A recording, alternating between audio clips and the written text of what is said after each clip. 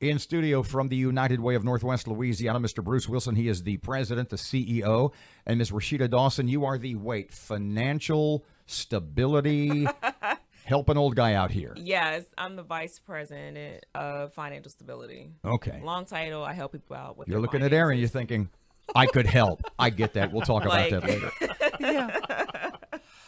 I had some concerns and issues, and Bruce, you and I talked last week or so. Lauren Scott issued his economic analysis of the state, and particularly our region and where we're headed. And there's some parts of it that coincide with your Alice report that you do every 2 years, I believe. Let me insert, because I'm working from memory here. Alice, asset limited, Income constrained but employed. Yes. Okay. Some areas where y'all agree, and then there's some areas where you differ. And one of the things I wanted to talk to you a little bit about is he's saying that our area is on track to drop another 900 jobs this year, but that we could see a little bit of a comeback next year. Is your research in line with that?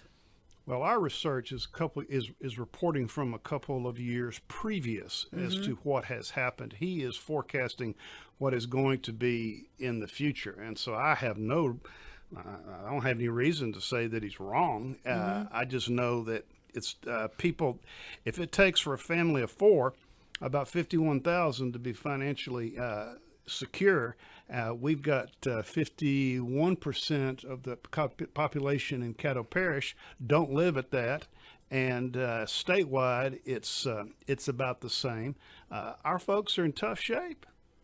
So to even talk about people that have jobs, right, in his report, yes, they may have jobs, but they're working two jobs, or they're struggling, or they're underemployed. That's part of the problem we don't see in his numbers, correct? That's correct. And it comes pretty close to home. We were in the office one day talking about these numbers, and one of our newest hires has two jobs. She only gets what we pay her, but then she's also working as a waitress in addition. And she is a single mother with a child, and it's tough out there to make it go. And from what Professor Scott says, it's predicting maybe we might gain 200 or 300 jobs over the next 2 years. Let me speak bluntly. Yeah. If we had what would for this region be an economic boom, let's say, the point I'm going to make is I can't imagine the jobs that we will gain will be service economy jobs. Isn't that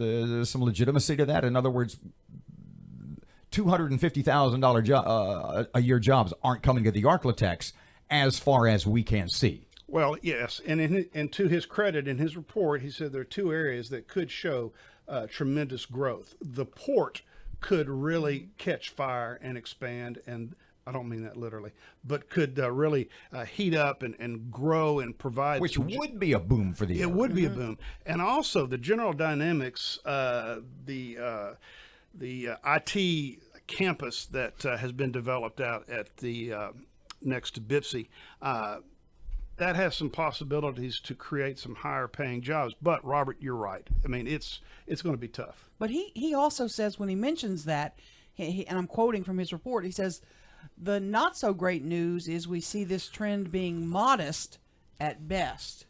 And I say amen. Yeah. Rashida, let me ask you this question.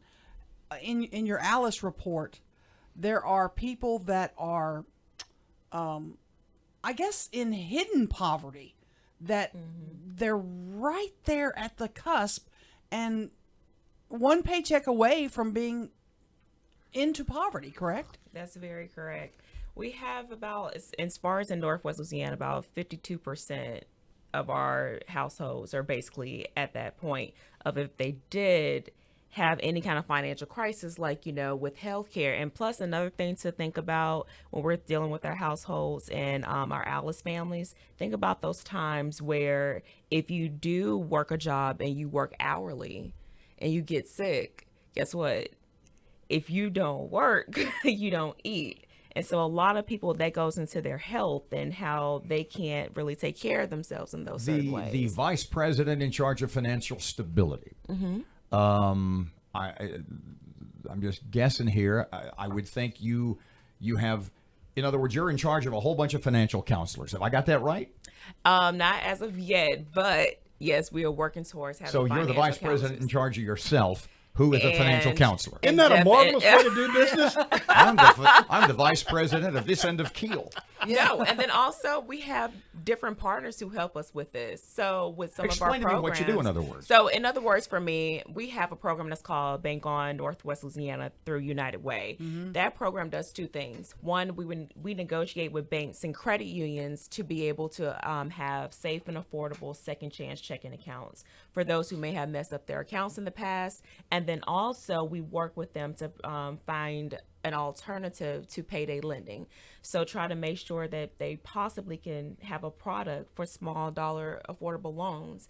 And then we also do free financial counseling outreach. So we go into these communities where they're most needed.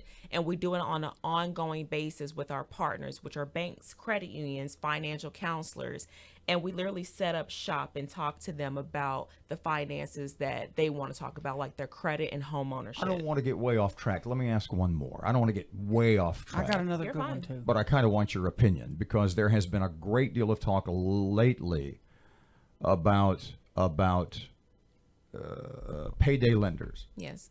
Is that in your mind as predatory an industry as some politicians would have you think? Or do they fill the gap, as it were, for people who, as you said, may have a credit score of 250 or 3 or be living paycheck to paycheck and have no other option? Or is it somewhere in the middle? You know what? That's kind of a catch-22. So let me speak on the end of my clients and past experience myself. Those services can be extremely predatory because they're not affordable. Because if you don't make a lot of money and then you have to go back and you have to pay for that loan and you don't have the money, guess what? You're going to have to go to another payday loan place to be able to pay for Would that. you know off the top of your head what the average interest rate is? For a on- 2-week $100 payday loan, that's about 782%. Whoa. Yes. So I would say it's predatory. Yeah, just a smidge. I think the biblical term is usury. Can you That's guys? right. It's called unjust usury.